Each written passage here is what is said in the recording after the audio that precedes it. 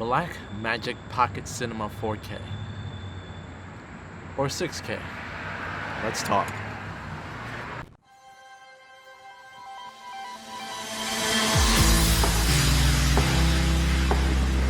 Testing 1.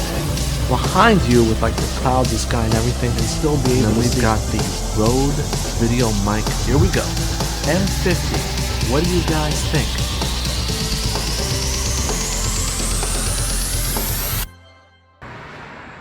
Whoa, almost slipped there. Anyway, so if you're watching this video, I'm sure you've probably heard the news and seen a bunch of other videos online. The Blackmagic Pocket Cinema Camera 4K has been replaced with the Blackmagic Pocket Cinema Camera 6K. And that in itself is a bit weird.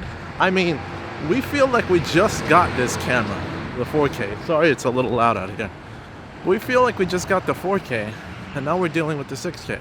Let's talk about the features and why I'm not too excited. I mean, it's a great camera, but a couple of mistakes that I think that they made that make it a little bit more of a difficult purchase.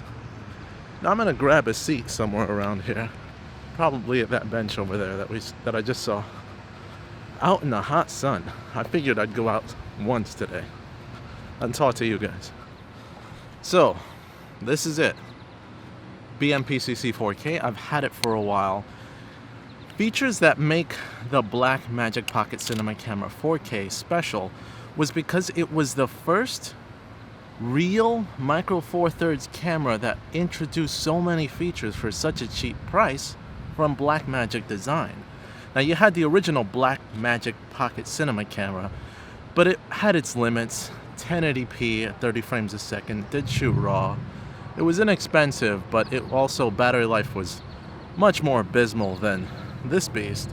And it also had enough limitations to where, still a great camera, still looked, but it didn't catch my attention or the attention of others. But then you had the Blackmagic Pocket Cinema Camera 4K, which I'll just call the Pocket 4K. This camera was a beast that made me pay attention.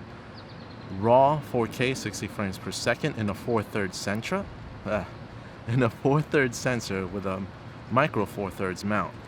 And 60 frames a second, 4K 1080 at 120 frames per second, though cropped into that 4/3 sensor, which was small, but still useful if you needed to really get some extension out of your footage and out of your lens.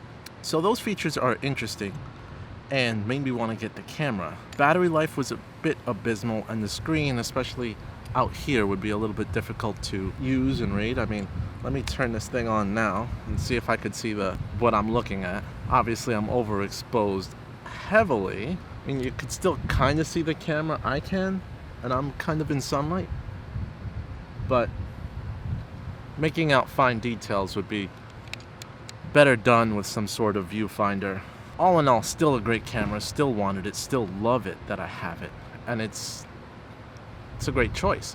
But now, less than a year later, at least announced, you have the 6K. So the 6K's body design is very similar to this. Differences though, and the main differences are, first, you have the mounting is no longer a 4/3 mount, but it's an EF mount, just like what I have here now with the Metabones Speedbooster. So an EF mount lets you attach EF glass. And then you have the 6K recording at up to 50 frames per second RAW. And one thing you've got to pay attention to is that you've got the 6K recording at that higher frame rate, but only in Blackmagic RAW. If you want to do 60 frames per second recording, you could only go up to 4K if you're going to use ProRes.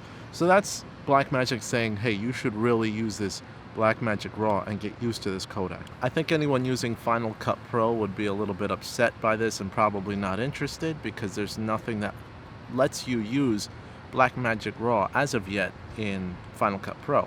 But Adobe Premiere does have B-RAW Studio, which you can add that for $30, and you can actually use and edit with full functionality all the RAW features of Blackmagic RAW, and then of course DaVinci Resolve Studio, which that's what it's designed for, so obviously it works natively there. The added ability with working with 6K footage is what sells this camera. as well as the fact that you have a Super 35mm sensor, which means slightly larger sensor than the 4/3 sensor. How much bigger? Well, the crop on the Pocket Cinema Camera 4K is about 1.9 times. The crop on the Pocket Cinema 6K is about 1.6 times, a little bit more than that, maybe 1.63 times. So still considered Super 35, slightly less than APS-C. So, you know, you get more sensor. And then the performance of that sensor would probably be a bit better when gathering low light, since it's slightly larger. The ability to use EF glass natively is awesome too. Now let's come to the reasons why it doesn't sell me. Because it's a great camera, but to me the Pocket 4K is still more of an attractive camera. Here's why. The 4K allows you to do 60 frames per second in 4K, which I'm sure that this other camera lets you do as well. And that's really my limit when it comes to resolution. 6K is a great resolution, and of course more detail. You can crop in and still not lose detail, and you have more flexibility.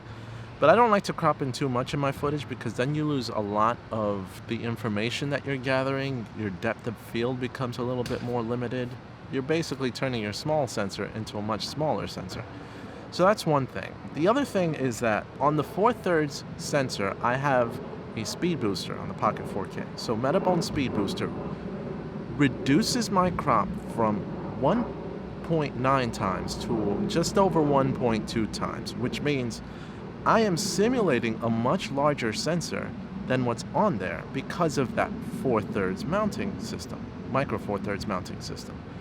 But if you've got a native EF mount, that means that they had to increase the flange distance, and that's the distance between the actual sensor and where you mount it. So as you see, the Metabones Speedbooster comes out about this far to work with the glass, and that means that this EF lens is perfectly distanced from here unto the sensor.